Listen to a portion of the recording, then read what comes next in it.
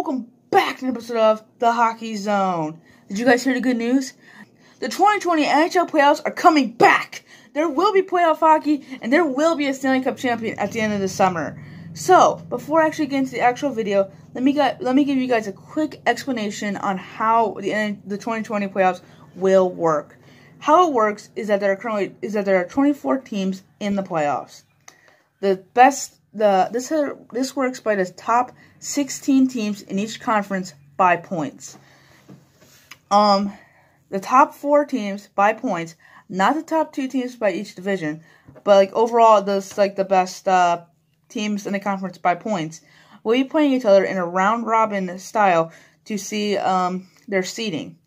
Next, the rest of the teams, so the 8 other teams from each conference, will be playing each other in 4 matches per conference, best out of 5 series. So there are currently 4 matchups in the Western Conference and 4 matchups in the Eastern Conference.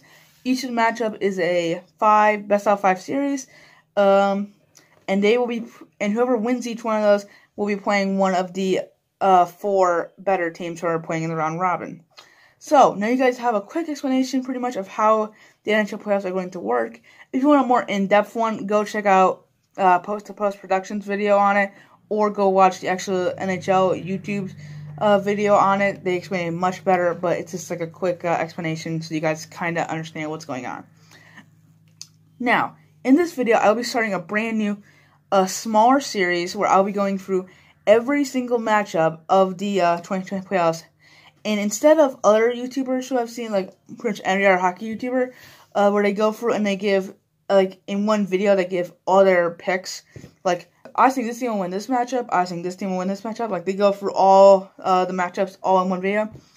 I was actually thinking about doing that before I decided that I was not going to do that, and I was going to make each matchup its own video.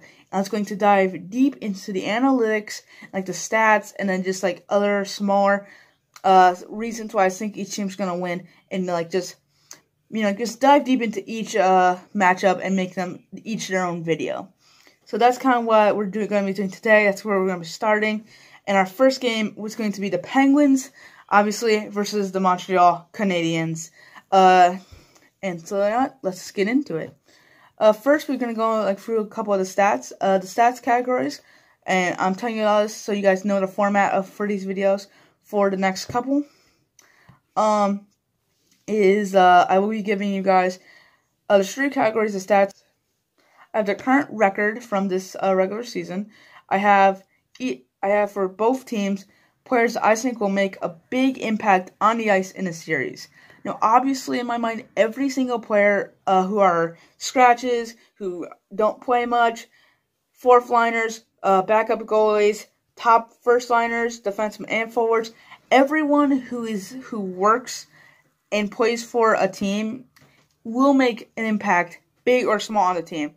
But for these, I'm focusing on impacts on the ice, as opposed to like in the locker room and other situations. And finally, I have the last 3 years for playoffs from both teams. And then at the end, I'll be giving you my pick for who I think is going to be winning. So let's get into the stats. For the Penguins this year, they played 69 games, 40 wins, 23 losses, 6 overtime losses, for 86 points. Next, we have the Canadiens, who played 71 games, won 31, lost 31, and lost 9 in overtime, and that's a total for 71 points. So obviously, so far, it looks like the Penguins have a better record this year in the regular season. However, it is the playoffs, and it's a totally different thing. So now let's get into the players for each team, so I think will make a big impact on the ice. For the Penguins, we have Sidney Crosby, because he's Sidney Crosby. Jake Guentzel, because he is returning back from injury, and he is an amazing player, very good on offense. In 2017, he led, when the Penguins won the Stanley Cup, he led the playoffs in goals. I think he's really good at scoring goals in playoffs and other key moments. I think he'll do amazing in these playoffs. Brandon Tanev, I feel like he's a great hitter. He's very physical, and he can also generate offense. So I think he will make a big impact. Matt Murray / Tristan Jarry. I feel like they're both amazing goalies. I feel like they both should stay on the team next year because they're an amazing duo, and they both force the other one to get better because they're both like in constant competition for that #1 spot. So I feel like they're both pushing each other to get better. But the best part I feel like why they are a great goalie duo is because even though they're both competing for that #1 spot and they're both pushing each other to get better, they don't hate each other. In fact, they're actually really good friends on and off the ice because they're always like pushing each other. They're always like in the same workouts. During quarantine, they actually were calling each other through live chats during workouts to push each other and motivate each other to get better for the playoffs that are coming. So I think that's really good. And there's been a lot of talks about getting rid of Matt Murray in the offseason, and I just want to say, if we do that, that will be one of the dumbest decisions the Penguins organization has ever made in the history of their organization. And that includes having their original colors be blue, which was fine and all, but still, for Pittsburgh, really, I don't know why I'm so upset about those colors, because I don't even live in Pittsburgh. Anyway, we're continuing. The reason I have a slash there, I don't really know, is because I don't know exactly who is going to be making, who's going to be, their starter. I have no idea. I don't really know. They still haven't, given us any, answer yet. They're, even teased anything. So, I don't know. Whoever it is, though, will probably make a giant impact on the series. Next, we have Crystal Tang. Another great defenseman, amazing defenseman, can break up a lot of plays. I think he'll make a big impact. Evgeny Malkin, because he's Evgeny Malkin, and I'm pretty sure he led the team in points this year. Connor Sherry, another player who's returning back to our team, amazing player, and I feel like he can do a little bit on offense. Maybe they're trying to recreate the 2017 playoffs and also 2016 playoffs. Tristan Zucker, another player who's new to our team, amazing player. I feel like when he was with Sidney Crosby, just amazing duo. I think that when Jake Guentzel comes back, I think that he will replace Connor Sherry on the top line instead of Jason Zucker. I think Jason Zucker will still be on the top line. So it'll be Zucker, Crosby, and Jake Guentzel. I think that's going to be amazing. I think there's going to be so much offense between them. It's going to be just a power duo. Can't wait to see it. Next we have, and the final one I have, is Patrick Hornquist. He's always been super physical and always amazing in playoff hockey because he also can put up offense, and that's something that you really need in playoff hockey. Someone who's physical and someone who can put on offense.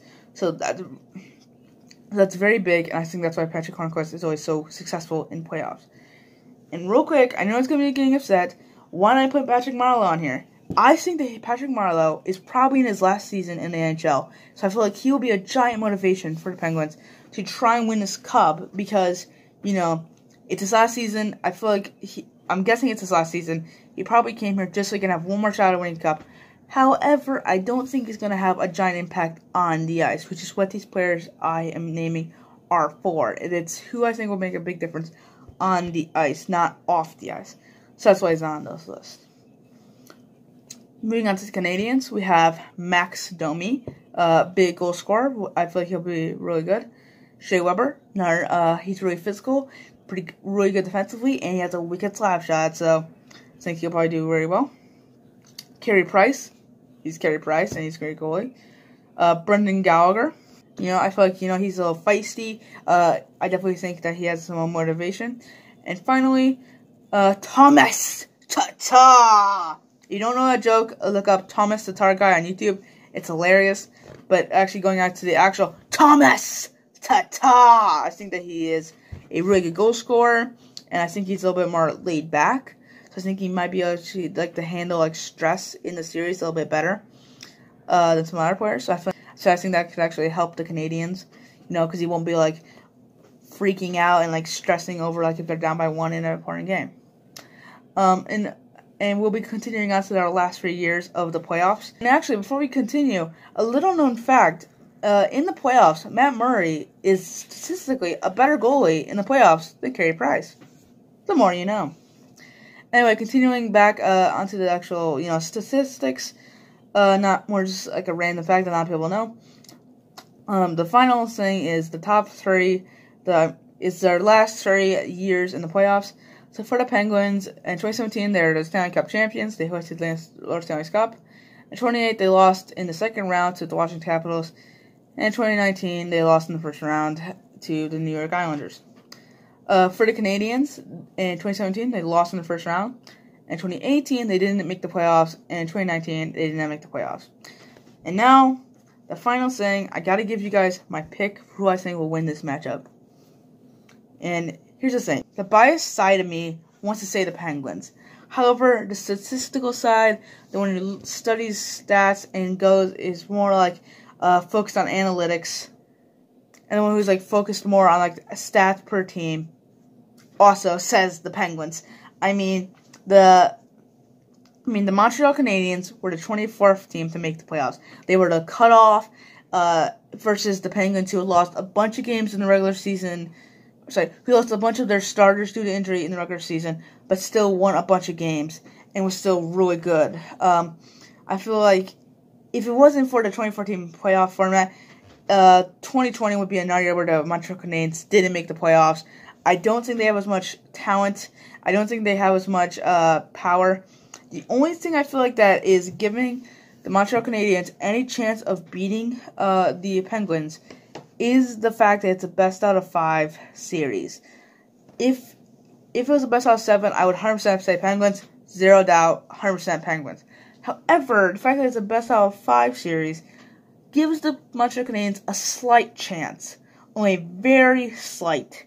Using the phrase cracking the door open, this cracked door is only open enough for an ant can barely squeeze through. That's how very slight I think that the Montreal Canadiens have a chance to win this series. I think that the Penguins have a more powerhouse, like their biggest player who was injured still, Jake Guentzel, is returning, so I don't think they stand much of a chance. But that's just my pick. You guys are welcome to have your own picks. Anyway, that's all for this video. If you guys enjoyed it, hit the video a like, subscribe down below. See ya, bye.